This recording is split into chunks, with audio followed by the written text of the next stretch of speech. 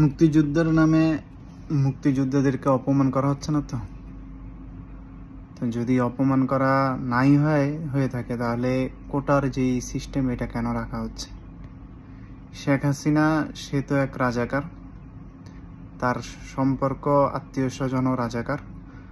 আমি তার বাপকেও এখন গাদ্দারই বলবো, কারণ হচ্ছে গাদ্দার যদি না হতো তাহলে তাকে তার সপরিবারকে মেরে ফেলতো না। তো শেখ হাসিনা আসলে চাচ্ছে যেটা, বাংলাদেশের মানুষকে সে কখনো পাকিস্তান যেই অবস্থান করেছে সেই অবস্থানে সে রাখবে। সে এক না এক তন্ত্র গড়ে তুলবে যেটা তার বাপে চেয়েছে। মানুষ, বাংলাদেশের জনগণ শেখ মুজিবকে যেই সম্মানটুকু করতো ন্যূনতম, সেই সম্মানটুকু এখন মানুষ শেখ মুজিবকেও করে না। কারণ শেখ মুজিব তার কুলাঙ্গার সন্তানকে রেখে গেছে, যার কারণে বাংলাদেশের পরিস্থিতিটা এত ভয়াবহ দিকে রূপ নিচ্ছে। তো এটা কবে সমাধান হবে জানি না, তবে আমার মতে দেশের জনগণ শেখ হাসিনাকে টেনে হিঁচড়ে তার বাপের মতনই মেরে ফেলা উচিত।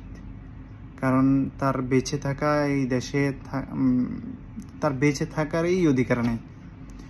তো অতএব যেহেতু সে এই বিষয়টা সমাধান করে না, এই সামান্য একটা বিষয় কোটা এটা তো রাখার কোনো যুক্তিকেই আসে না।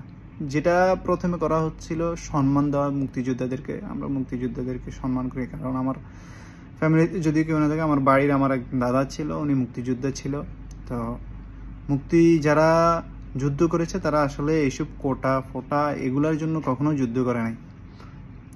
তো তারা যুদ্ধ করছে একটা স্বাধীন দেশ পাওয়ার জন্য। তো স্বাধীন দেশ হয়েছে সেটা পাকিস্তান থেকে, কিন্তু সেটা শেখ মুজিব পরিবার থেকে স্বাধীন হতে পারেনি। বাংলাদেশে যে বাক স্বাধীনতা, সেই বাক স্বাধীনতা শেখ মুজিবের পরিবার শুরু থেকেই নিয়ে গেছে।